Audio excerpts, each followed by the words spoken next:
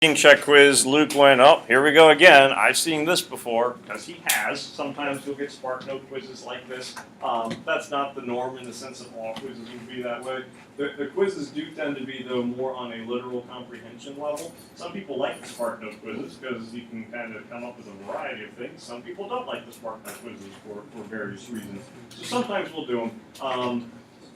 If it were not a SparkNote quest or quiz, there could be, something like what were Kurtz's final words, and the expectation would be that you would write the horror of the horror. Remember, AP language, whoever's in graphics, we're going to make t-shirts, we'll say AP language on the front, the horror on the back. It'll be really nice. Pardon? I think we all would want that.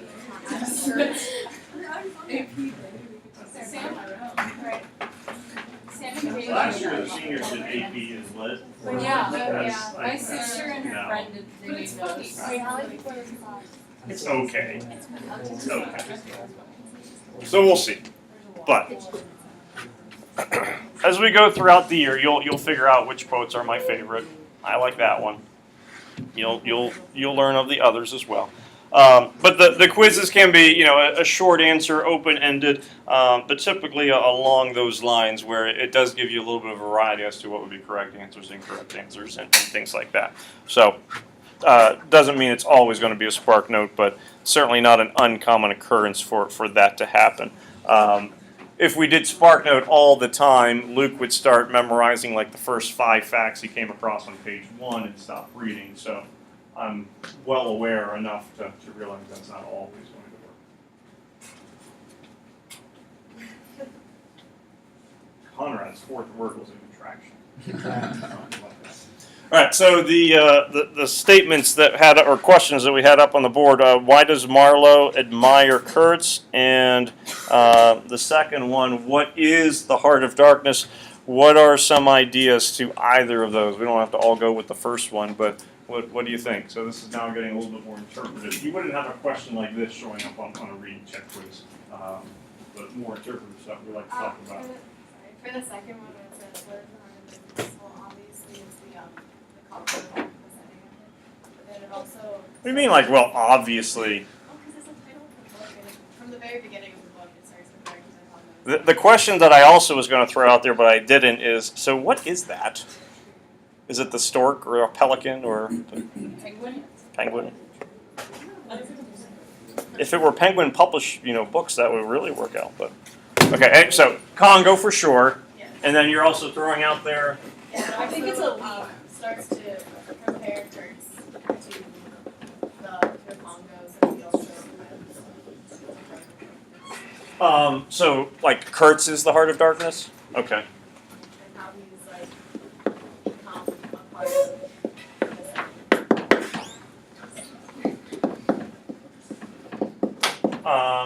Okay, so Kurtz as well. So heart here going more of geographical location in the middle of the dark continent, which is a common phrase of the time to refer to Africa. Henry Morgan Stanley, who was the guy that Leopold hires to be his chief explorer, he publishes a book about the dark continent. So the idea about Africa being, darkness, heart of darkness, is not going to be a new idea to anyone at the time. Now we're looking at more like Kurtz is the soul of darkness, with a little bit of change with the term heart, and Aiden that he's kind of become part of the environment, was the way that you were? Okay.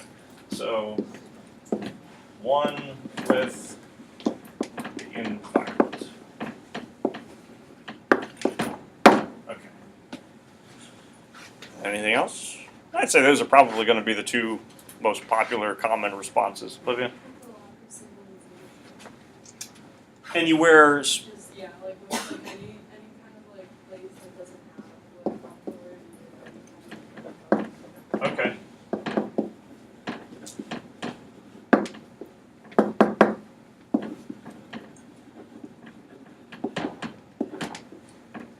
Ambiguous words are always the most fun.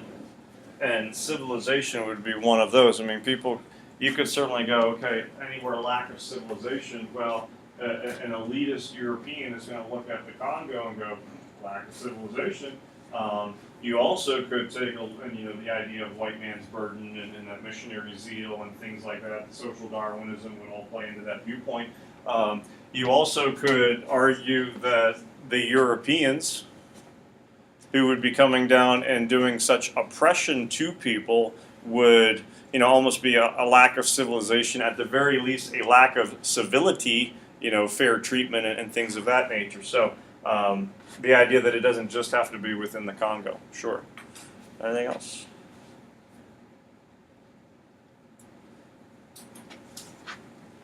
Let's take a look at 157. To kind of play off this last idea. And certainly we're going to come back to these other ideas as well. I'm not trying to demean them at all. But since I highlighted 157 and 158, I feel like we should share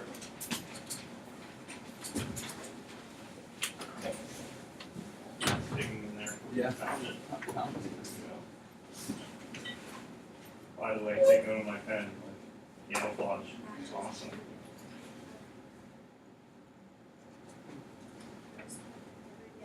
One of the kids that had you last year, like every day he's playing that position. Compliments, though. I'm saying that. You do it on purpose? I had you for one that Of course I do it on purpose.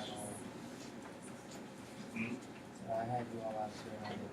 Yeah, I You were here half the time last year. Yes, I was. know. I always came in alone. So bottom of 157, that last paragraph, Marlowe ceased and sat apart, indistinct and silent in the pose of a meditating Buddha. Who's narrating? Our unnamed narrator. So we're at that last paragraph on 157. We know it's not Marlowe anymore because the person references to Marlowe, and that quotation mark that we're used to seeing at the beginning of the paragraph is not there. Remember, this is a framed tale. So you got Marlowe's story, and then it is framed by this unnamed narrator.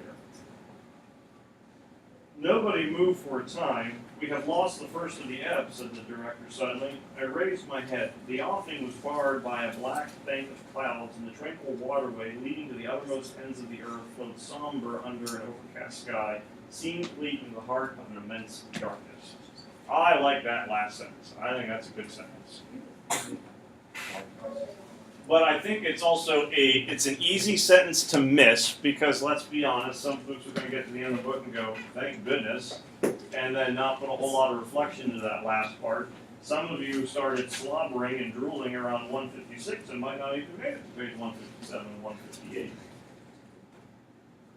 Maybe. Notice anything about that sentence. Heart of darkness shows up, into the heart of an immense darkness, is the last line. So, yeah, title alert, it's showing up. So we have it there on 157, 158. Anything so far as the implication of that sentence, and I would go in relation to this lack of civilization. Because if it's the unnamed narrator, where are we? Or where is he? Or she, I guess. Where are they? Narrator and Marlowe and company. They're on the ship. They're on the Nelly. I forget how to pronounce it. It's like Tom. It's not how you say it to me, so I always forget how to say it. The Thames. Yeah. The Tahamas. Thames River tends to be the most popular. They are on the, I'm going here, narrator, end of story.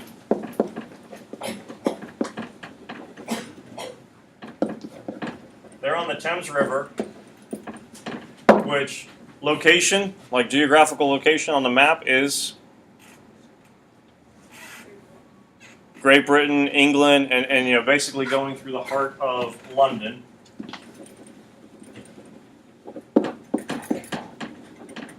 What, therefore, if this is the case, if this is the river that they are on, what is the implication of that final sentence?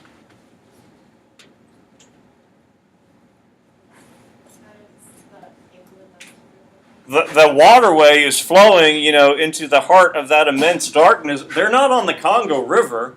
They're back on the Thames. And if the Thames is going into that heart of an immense darkness, then winner, winner, chicken dinner, England, Europe, imperialism, that stuff kind of ends up now being the heart of darkness. Now, not going that Aiden, the two answers that you gave initially, like 5 minutes ago, are incorrect. No, they're certainly correct.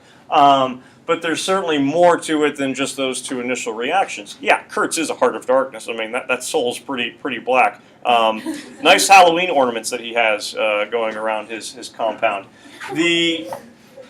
But people will ask the question, why do you need to have, what's the effect of having that frame tale, of having that structure of the book? Why have Marlowe's story taking up probably 98% of the book, and then you have just this little bit of the narrator at the beginning and the end? So what's the effect of having a frame tale and having a little bit of the narrator at the beginning or the end? What does it do?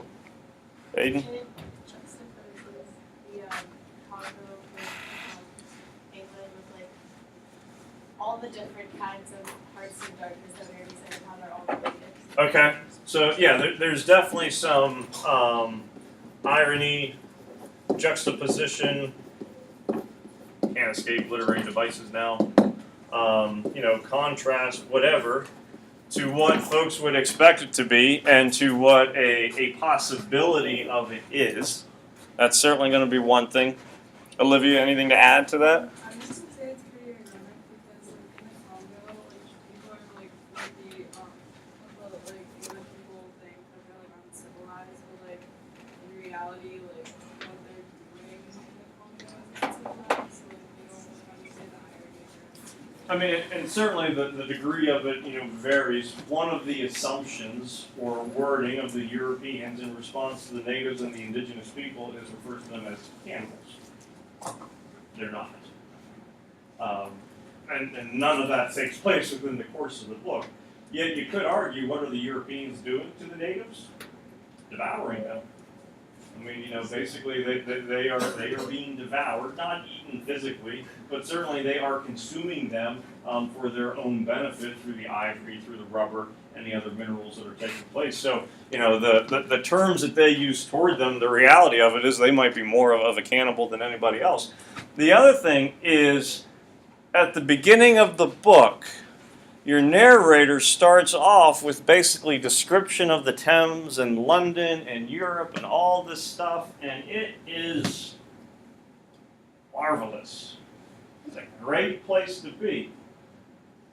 This too was once one of the dark places of the earth, and then Marlowe goes into his story. And then when it's all said and done, the river flows into the heart of immense darkness. What's happened to the narrator's perspective? Through Marlowe telling the story, he has basically done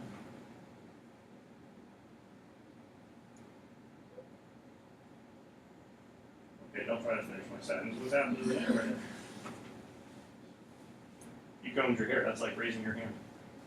The narrator, see, what he did was This is going to be circular reason very. circular, that he changed his mind about what he thought was the darker place. He did a 180. So he went from, this is, and maybe not even knowing which one was going to be the darker place, but at least he did a 180 on England, where it was bright, glorious, wonderful, to now it's the heart of an immense darkness. So one of the effects of having that narrator is you're able to see the shift in perspective of, you could say, Europe and probably imperialism in general. It's a pretty safe assumption that if he works on a ship, if he's on sea as much as he's making it seem, he's probably involved with this somehow, some way, whether it be directly or indirectly. But most likely there's some kind of connection that would be going on with imperialism. And now there certainly would be some kind of maybe change of heart that would be taking place where he doesn't want to be part of that same thing. And I think that argument is extremely valid, and I think that is done purposely by Conrad. You talk about literary devices, the structure of a book is definitely going to be a literary device. You're aware of that with Steinbeck. That's why you have a break between the narrative and the expository. This isn't just something that's happening to the Jodes, this is something that's more of a regional, if not nationwide phenomenon. This isn't just the idea of Marlowe's story. but now I'm kind of giving you a clue as to what the effect of Marlowe's story would be. I would say there is one problem with this viewpoint. That Conrad's trying to get you to go, wow, that's pretty terrible stuff. Which I do think he's ultimately trying to do. But I would say there would still be a place where there could be some significant confusion as to how he would accomplish that, or why he would accomplish that, when your main character certainly seems to what? Jordan? Why make the bad guy then such a quote-unquote remarkable man? You know, he has enlarged my mind, according to the Russian. He tried to kill me once. I don't mind telling you. I don't blame him. It's understandable. It was deserved. I tried to take his ivory. Took us a little while, but now I think we're on the same page. I'm going to get out of here. So why have Marlowe admire Kurtz? And certainly not trying to change the answers that you came up with, but you can think about it just in general. Why does he admire Kurtz? Or why have him admire Kurtz in the context of, well, why then is he trying to change your viewpoint about imperialism? I don't think he admires Kurtz as like a person or like a personality. I think he admires his power and how he has control over everybody. Okay.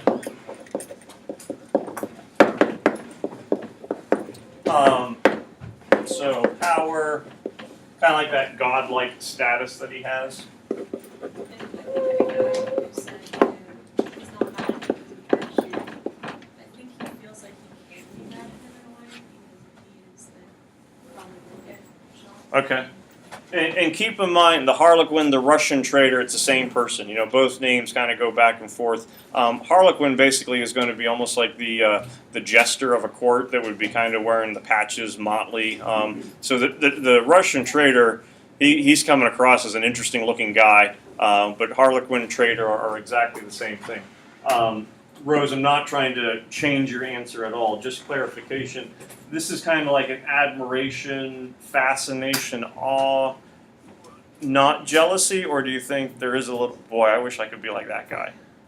I don't know, because I feel like he thinks of Kurtz as like some people think of the president. Like, they might not like his, like him, but they still are all of his power. Okay. And his state. And Mr. Kane, would you like to be president of the United States of America? Nope. What about for one day? Okay.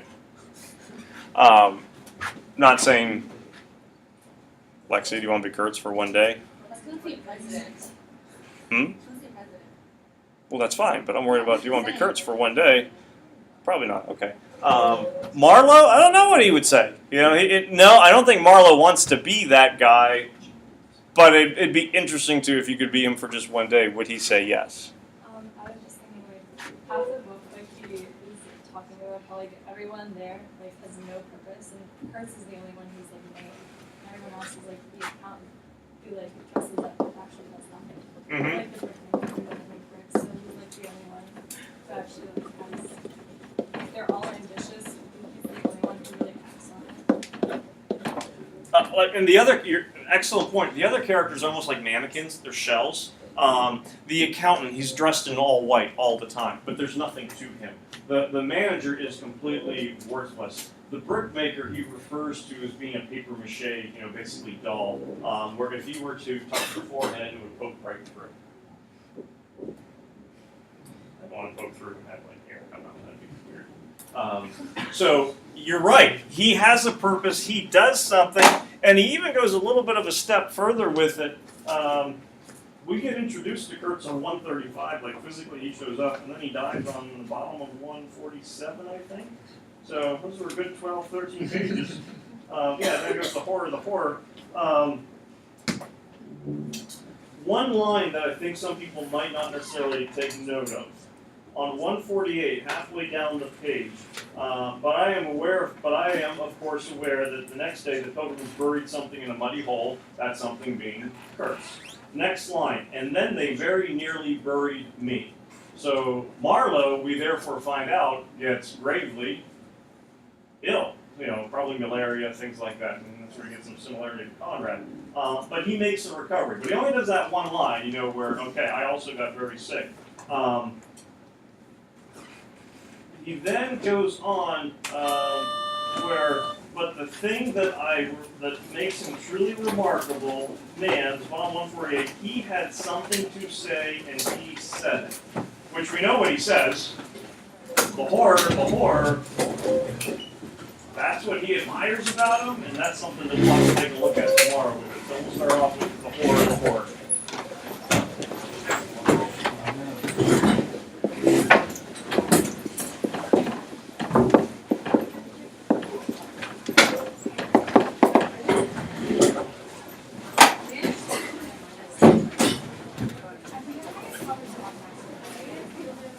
Do you want me to turn my drafts tomorrow? Because I'm not going to be here Friday. Ooh, that's right. Yeah, that would be fine. I'd be okay with that. Cause they're both peer edited, ready to go. I'm going to get. Or you'll be able to. period done Yeah, you can by- give them to me tomorrow. And then you're still planning on submitting your essay Thursday night, Yeah. like tomorrow night. Hold off on that declaration page until it's done. So I'm okay I could getting that submit on it Monday. tonight and give it the declaration page. If you're ready for that to be the case, I'm okay with that. I don't want to force you into feeling like you have one less day. So if you submit it, you give everything then to me tomorrow, good. If you don't submit it, I'm not worried about it. Okay. Okay? So, I am living the dream.